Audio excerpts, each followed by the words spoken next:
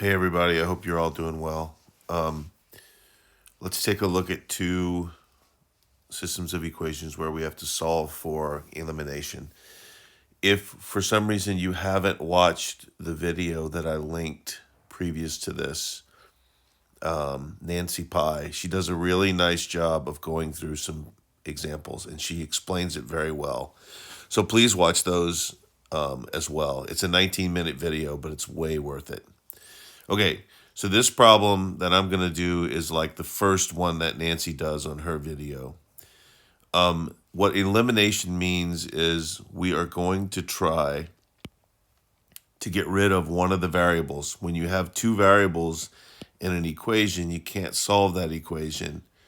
You have to figure out a way to get one of the variables to either put it in terms of the other variable, which is substitution. So we put y in terms of x. But this is a different way where you just manipulate the equations so that you get rid of one of the variables and you just solve for the other one. So let's do that. So in this case, I already have this nicely set up because if I add these two together, I get 0. Negative 2y plus 2y equals 0. Excuse me. So that's what I'm going to do. I'm going to add these two equations together. Now that might seem a little weird, but you're going to do quite a bit of this kind of stuff. So just kind of hit the I believe button for now and get used to it. So we're going to add straight down. Now you have to make sure that your terms are lined up. So this lane should only be x's.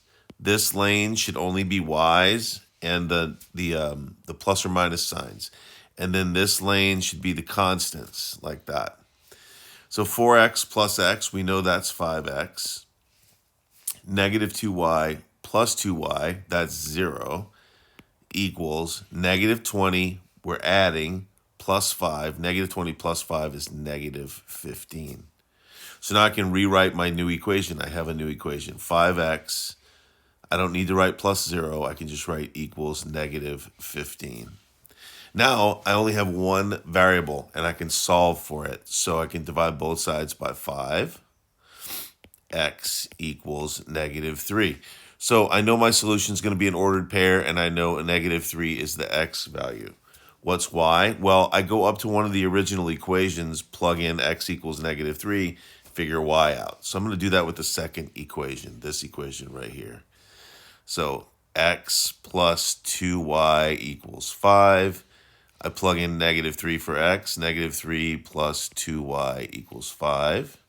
I'm going to add 3 to both sides. Remember, we're going to get y by itself, isolate y. So this cancels, and I have 2y equals 5 plus 3 is 8.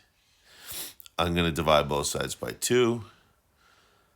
Y equals 4. And there's my answer. The answer to this system of equations is negative 3, 4. So if you wanted to check to see if that was right, you would just plug that into either one of those equations, and it should equal either 5 or negative 20, depending on which one you plugged it into. In the interest of time, I'm not going to do that. So here is the next equation. This one is going to be a little more difficult because I didn't automatically set it up so that you could just add or subtract. We're going to have to do something to one of the equations so that we have terms in either the x lane or the y lane that will cancel the x's or y's out. So I could do either one. I could work this in a couple of different ways, but I'm going to choose to get rid of y to manipulate the equations so that I can cancel out y. And the reason is that I can use a smaller number because 2 times 2 equals 4. So I only need to multiply this top equation by 2.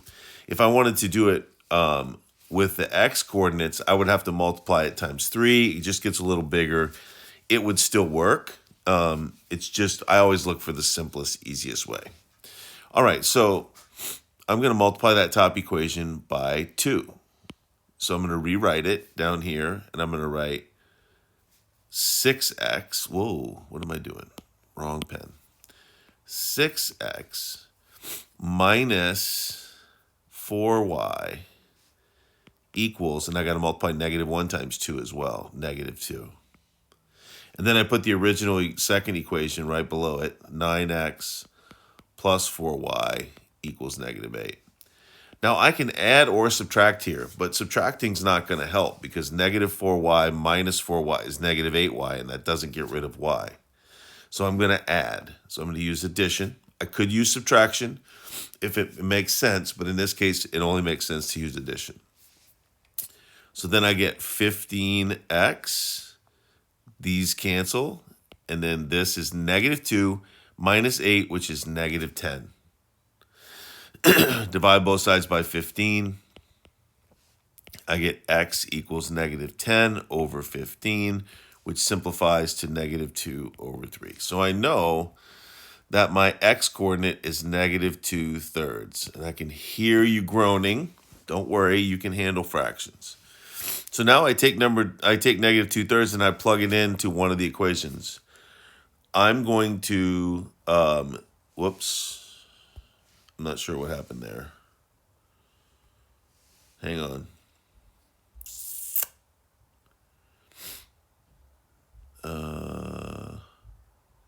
Probably that one. Okay. I'm going to substitute into the top equation because that's the simplest one. So 3x minus 2y equals negative 1. I substitute 2/3 in for x, negative 2/3. So 3 times negative 2 over 3 minus 2y equals negative 1. 3 times negative 2 over 3, that's negative 6 over 3 minus 2y equals negative 1. Negative 6 over 3 is just negative 2, so negative 2 minus 2y equals negative 1. I'm going to add 2 to both sides. Negative 2y equals negative 1 plus 2 is 1. And then I divide both sides by negative 2. This cancels, and I get y equals negative 1/2. Y equals negative 1/2. If that was too fast for you, rewatch the video, slow it down, take it piece by piece, okay?